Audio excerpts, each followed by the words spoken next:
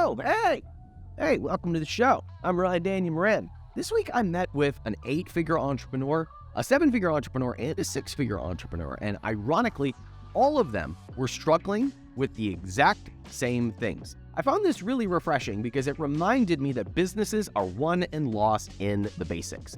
If you do the basics really well, you will win. And if you ignore the basics, it will haunt you until you fail. And entrepreneurs love to try and skip the basics. They try to come up with complicated strategies to avoid doing the basics. They try to raise a lot of capital so that they can avoid doing the basics, or they watch a whole lot of content. Shout out to those of you who've been watching my content over and over and over again and still haven't done anything. It's because you don't want to do the basics, right? Everybody wants to avoid them. I want to avoid them. The business that I was working with and talking with this week wants to avoid them. Everybody wants to make it complicated because they don't want to sit down and do the basics. But the good news of this is that if you do the basics, which anybody can do, then you can win, even in competitive markets, even if you're on a shoestring budget, even if you're starting late. This week, I traveled to Nashville, Tennessee to meet with a couple of acquaintances of mine who own the Daily Wire. And if you know who they are, then I've already lost half of you because they're a conservative media company. And despite the fact that there are people on that network that I disagree with and or don't watch, the owners of the company are wonderful human beings and they're phenomenal entrepreneurs. They think big, they move fast, they're just incredible humans and incredible entrepreneurs. Last year, they launched a company called Jeremy's Razors. You might have seen the viral video that went crazy that added 100,000 subscribers to this brand new business, despite launching without even having a product. In fact, on the very first day of launch, Jeremy, the founder, tweeted that they had added over 10,000 people to their subscription, despite not having a product, despite not even talking about what the product was very much, because they nailed the basics. They did the basics extremely well. And it's those basics that most people don't want to do. What's interesting, though, is as I was speaking with them, they shared with me that they grew so fast that for the last 9 months, they've been scrambling just to fulfill orders to keep up with demand.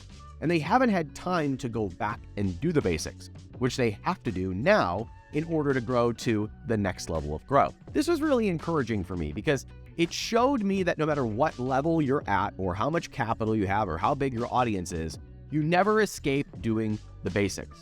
While I was in Nashville, I also met with one of our members of the Capitalism Incubator. Her name's Michelle, and she runs a company called the Gone Nuts Company. I love this little brand. It's nut butters. Flavored nut butters, they're freaking delicious. My favorite one is the cinnamon cashew butter. It's crack on a spoon. I am a late night nut butter junkie. She was sharing with me that she was feeling kind of stuck. She had been at this game for about 4 years. She had a great product, she had raving fans, but she just wasn't seeing the sales that she expected. And I shared with her the same thing that I shared with the guys at Jeremy's Razors.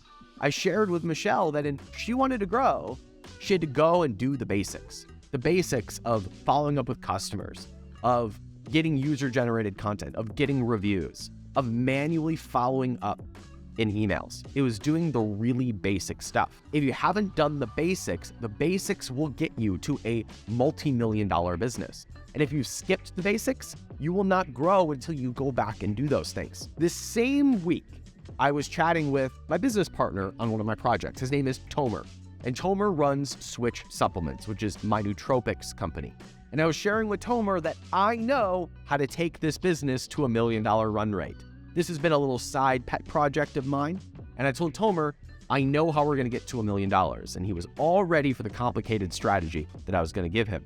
And I said, the way that we're going to get to $1 million run rate is we are going to spend the next 3 to 6 months manually following up with customers, asking for reviews, sharing every single review on social media, turning those reviews into reels that we will run as ads, and doing that until we have hundreds of reviews on Amazon, hundreds of reviews on Shopify, and a few good video ads that convert profitably. He kept waiting for me to complicate the strategy, and he even told me later that he was kind of disappointed in my feedback. But here's what he did. He took my advice and he sent an email to the list. and he asked for feedback. And he got dozens of emails that he manually followed up with. After he manually followed up with them, people left more reviews. People went back and bought new products.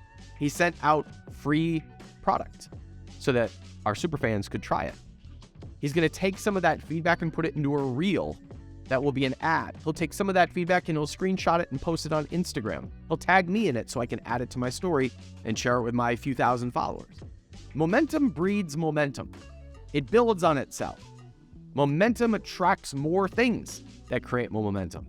And what a lot of entrepreneurs do is they try to skip those early steps that get the momentum going. So what are those basics? What are the fundamental things that need to be in place in order for you to have a growing, thriving, profitable, multi-million-dollar business? It starts with knowing your audience. Jeremy's Razors is a great example of a brand that launched knowing their audience perfectly. In fact, if you watch the viral video ad that put tens of thousands of people on AutoShip, you'll notice that they don't even talk about the product until about 2 minutes into the video. Most of the video is about the values they believe in. It's about who they're speaking to. It has very little to do with how great the razors are or how they're better than their competitors. In fact, they say in their marketing, our competitors have great products, but they don't match your values. So instead of giving your money to them, give it to us instead. It's a beautiful example of a business that is speaking to a person, not selling a product. And this is one of those very foundational pieces that you have to have nailed if you want to grow. Jeremy's Razors did this so well that they grew to a $10 million top line despite launching without even having a product ready yet. They pre-launched their first inventory and they got people on AutoShip, tens of thousands of people signing up to get multiple packages of a product that wasn't even ready for fulfillment yet. Most entrepreneurs skip this part. They think about what the product is going to be. They think about how to sell it. They don't think about who it's for. The reason why this is so important is because knowing who allows you to write great advertising. It also allows you to know exactly what influencers you should do business with. It allows you to know what your email should look like and what type of content you're going to create. But if you're talking about what the product is going to be, you're always going to be trying to describe how amazing it is rather than connecting with the buyers on the other side of that transaction. Knowing who your audience is and understanding what they believe and how your product fits into their life is much more important than knowing the features and the benefits of the product you sell. The second basic thing to master is building and managing your audience. Once again, Jeremy's Razors did this extremely well. They had the benefit of having millions of people that they already controlled because the same people own the Daily Wire, which is a huge media company. So they already had a really big audience with an email list and a YouTube following and a social media following, so they could just flip a switch and be in front of their entire audience. Once again, they got that part right. They knew their who, and they had an audience that they controlled.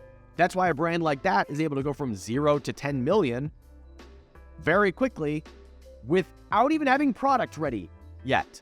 That's a benefit that they have from having those two basics mastered. A lot of entrepreneurs are not starting with millions of people on an audience. So you've got to pound the pavement, being good to every single subscriber that comes into your world. For example, I do not have the biggest audience in the world. In fact, my audience comparatively is pretty small, but I have a very loyal audience. Sometimes my videos only get a few thousand views. My email list is only about 45,000 people. My Instagram, 33,000 people. That's not nothing, but it's not huge, especially given the fact that I've been creating content for 16 years. Yeah, 16 years. But I have a loyal enough following from me being intimately connected with a lot of people who consume my content that I have several multi-million-dollar businesses that are leveraging that audience. I have investors that came from my audience. I have business partners that came from this audience. I have influencers that I've connected to that came from this audience. And the reason is because I do my best to be intimate with my audience. I share very openly. I'm very vulnerable with my audience. I respond to as many emails as I can. I respond to my own DMs. I respond to my own comments. I read all of your comments on YouTube. Yeah, every single one, even the trolls. A lot of my customers I know by name. Some of my customers have been to my house because I hold masterminds and meetings in my house. So I am active with my audience, even though my audience isn't that big. In fact, one of the things I like about not having a big audience is the fact that I can still interact with a lot of my people. And so me being really focused on building intimacy with my audience has supported me having several multi-million-dollar businesses.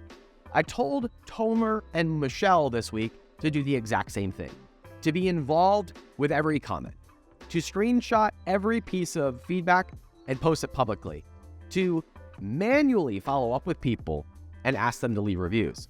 In fact, my business partner, Tomer, said, okay, what I'll do is I'll send an email and create a process to get video testimonials so that we can, and I was like, no, don't do that. I want you to manually reach out to people that have done multiple orders and say, this is Tomer from Switch Supplements. I noticed that you ordered this many products on these dates. I just wanted to know how your experience has been. And since you've ordered from us a few times, I'm curious what benefits you're seeing that have prompted you to order again and again. That's the type of intimacy that will get responses. Those responses will be positive feedback that become social media content. They become reviews. And then every 2 weeks, I told Tomer to go in and pull all the best responses and make a video montage of the best pieces of feedback. Go follow up with those people and ask if they'd be willing to try our new product in exchange for a video review. And that becomes another ad that we can run, another piece of content that we can share on social media. It's doing those unscalable things for long enough until they matter. These are the basics and the boring things that most people want to skip. They want to ignore this stuff. But business is all people. It's all the relationship that you have with your customers, you have with your partners, you have with your team members, you have with your investors. The third basic that you have to master is getting reviews and customer feedback. If you're on Amazon, you know that reviews rule the day.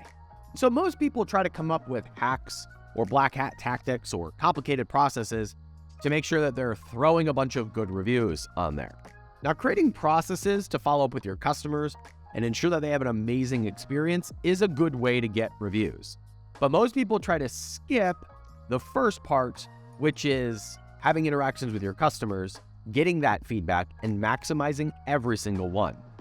At the beginning of your business, you don't have the luxury of having so many sales that you're just going to naturally get reviews.